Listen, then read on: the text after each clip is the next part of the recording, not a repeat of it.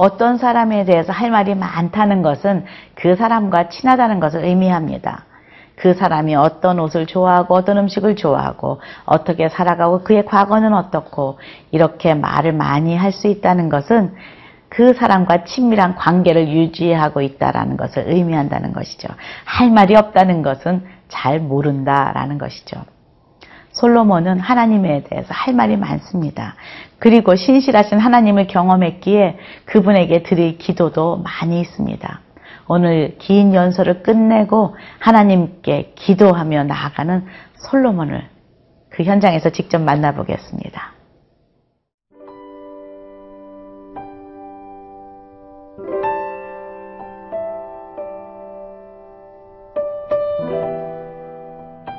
열왕기상 8장 22절에서 30절 말씀입니다.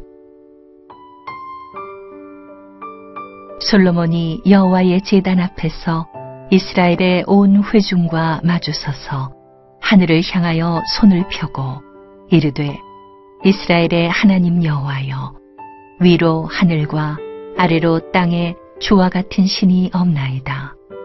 주께서는 온 마음으로 주의 앞에서 행하는 종들에게 언약을 지키시고 은혜를 베푸시나이다. 주께서 주의 종 내 아버지 다윗에게 하신 말씀을 지키사 주의 입으로 말씀하신 것을 손으로 이루심이 오늘과 같으니이다. 이스라엘의 하나님 여호와여 주께서 주의 종 내 아버지 다윗에게 말씀하시기를 네 자손이 자기 길을 삼가서 네가 내 앞에서 행한 것 같이 내 앞에서 행하기만 하면 네게서 나서 이스라엘의 왕위에 앉을 사람이 내 앞에서 끊어지지 아니하리라 하셨사오니 이제 다윗을 위하여 그 하신 말씀을 지키시옵소서. 그런즉 이스라엘의 하나님이여 원하건대 주는 주의 종 내 아버지 다윗에게 하신 말씀이 확실하게 하옵소서. 하나님이 참으로 땅에 거하시리이까 하늘과 하늘들의 하늘이라도 주를 용납하지 못하겠거든 하물며 내가 건축한 이 성전이 오리이까. 그러나 내 하나님 여호와여 주의 종의 기도와 간구를 돌아보시며 이 종이 오늘 주 앞에서 부르짖음과 비는 기도를 들으시옵소서. 주께서 전에 말씀하시기를 내 이름이 거기 있으리라 하신 곳 이 성전을 향하여 주의 눈이 주야로 보시오며 주의 종이 이곳을 향하여 비는 기도를 들으시옵소서. 주의 종과 주의 백성 이스라엘이 이곳을 향하여 기도할 때에 주는 그 간구함을 들으시되 주께서 계신 곳 하늘에서 들으시고 들으시사 사하여 주옵소서. 성전의 건축을 마치고 언약궤를 지성소로 옮기며 하나님의 그 성전 봉헌을 하는 지금 솔로몬을 만나게 됩니다. 구름으로 임재하신 하나님의 영광 앞에서 감동하면서 찬양하며 백성들에게 감격의 연설을 마친 솔로몬은 이제 하나님 앞에서 기도하기 시작합니다. 22절입니다. 솔로몬이 여호와의 제단 앞에서 이스라엘의 온 회중과 마주서서 하늘을 향하여 손을 펴고 출애굽기 레위기 등장하는 제사는 기도가 있지 않습니다. 오직 여러 가지의 모양으로 제사를 드리죠. 번제, 소제, 화목제, 속건제, 속죄제 이런 제사들을 드리는데요. 여기에 지금 기도가 함께 가고 있다는 것은 참 큰 의미가 있습니다. 다윗의 시대에는 찬양이 있었죠. 4,000명의 성가대를 앞에 세워 찬양을 했다면 지금 기도를 함께 올리고 있습니다. 다윗의 그 예배와 마찬가지로 지금 그 솔로몬의 마음도 하나님께 자신의 마음을 고백하고 싶은 하나님의 임재를 갈망하는 그런 마음으로 기도를 드리는 솔로몬의 모습은 정말 좋은 리더십의 모습으로 사람들에게 각인될 것입니다. 큰 리더가 이렇게 하나님 앞에 기도의 모습을 보일 때 회중들은 영향을 받습니다. 회중들은 그것을 보고 아, 예배는 저렇게 드리는 것이구나 라는 것을 보게 됩니다. 그렇기 때문에 리더가 참 중요합니다. 교회의 목사님들, 장로님들, 권사님들의 그 삶의 모습과 행동과 예배의 태도와 그런 그 삶의 열매들이 참 중요합니다. 왜냐하면 성도들이 그것을 바라보며 예수님을 배우기 때문입니다. 예배를 배우기 때문입니다.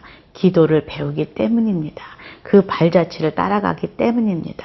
그래서 정말 솔로몬이 이렇게 모든 회중들 앞에서 손을 들고 하나님께 기도를 드리는 이 모습은 많은 그 회중들에게 하나님께 진정한 감사의 기도는 예배는 무엇인지를 보여주는 좋은 샘플로 예라고 할 수가 있겠습니다. 그의 기도의 내용은 매우 구체적이고 자세합니다. 23절 보겠습니다. 이르되 이스라엘의 하나님 여호와여 위로 하늘과 아래로 땅에 주와 같은 신이 없나이다. 주께서는 온 마음으로 주의 앞에서 행하는 종들에게 언약을 지키시고 은혜를 베푸시나이다. 자세하게 자기가 경험한 하나님을 선포하고 있습니다. 하나님이 어떤 분인지를 자세히 묘사하고 있습니다. 이 세상 그 어떤 사람도 하나님 같은 분은 없다. 어떤 신도 여호와 하나님을 따라갈 수가 없다. 라고 유일하신 그 유일신 여호와 하나님을 높이고 있다는 것이죠. 그는 언약을 반드시 지키시고 그리고 자비를 베푸시는 하나님이시다. 라고 고백하고 있다는 것이죠. 사람들 그 찬양 가운데도 이 찬양이 생각이 나요. 내 주 같은 분 없네 그 어느 누구도 그런 찬양이 있습니다. 바로 이 솔로몬의 고백처럼 그 어떤 것도 내 주님 같은 분은 없습니다 라는 고백처럼 오늘 솔로몬도 그 고백을 하고 있다는 것이죠. 다윗과의 약속을 지키셨고 그 약속을 주의 손으로 이루신 것, 그 열매가 바로 오늘 이 성전입니다 라고 말하고 있는 것이죠. 여러분 아십니까? 우리는 하나님을 얼마만큼 알고 있는지가 굉장히 중요하다는 걸. 왜냐하면 우리가 하나님을 아는 만큼밖에 예배할 수 없기 때문입니다. 하나님과 친하게 지내고 하나님을 많이 알면 알수록 하나님의 그 신실하심과 함께하심과 동행하심과 그 능력의 오른손이 얼마나 강하신지를 우리는 자랑할 수 있고 찬양할 수 있고 예배할 수 있고 그러게 그분의 그 능력에 의지해서 더 깊이 더 넓게 기도할 수 있다는 것, 그것은 우리는 깨달아야만 합니다. 23절 24절 솔로몬의 믿음의 고백이었습니다.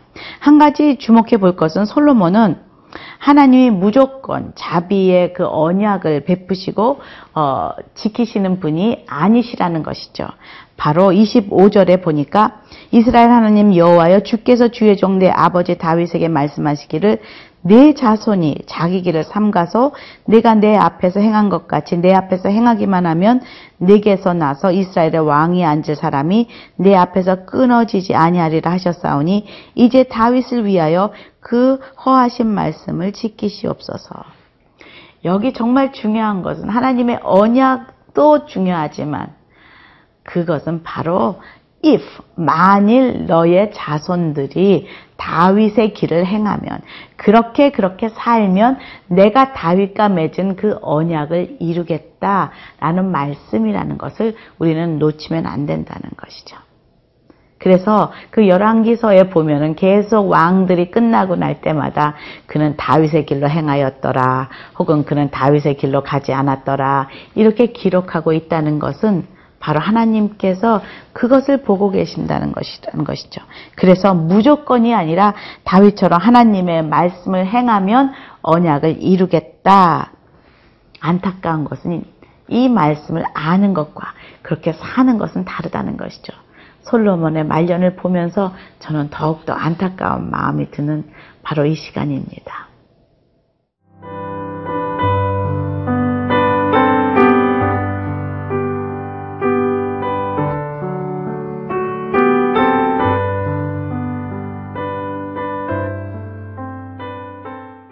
솔로몬은 자신이 지은 이 성전이 무소부지하신 그 우주보다 크신 하나님을 모시는 온전하고 완전한 장소라고는 믿지 않습니다. 27절입니다. 하나님이 참으로 땅에 거하시리이까 하늘과 하늘의 하늘이라도 주를 용납하지 못하겠거든 하물며 내가 건축한 이 성전이오리까. 우리는 이렇게 멋있는 성전, 또 하나님의 임재가 가득한 그 구름이 가득한 그 성전 앞에서 이렇게 솔로몬처럼 겸손하게 기도할 수 있을까라는 것을 묵상해 봅니다. 정말 겸손한 태도입니다. 하나님의 크심을 선포했고 자신의 그 성전은 그것에 비해서는 아무것도 아니다라고 고백하고 있다는 것이죠. 그렇습니다. 하나님의 그 임재가 없는 성전은 더 이상 성전이 아닙니다. 멋지고 아름답게 그리고 화려하게 돈 많이 들여서 지은 그 건물에 불과하다는 것이죠. 이 시대에도 우리가 들어야 할 말이 아닌가 싶습니다. 본받아야 할 태도가 아닌가 생각됩니다.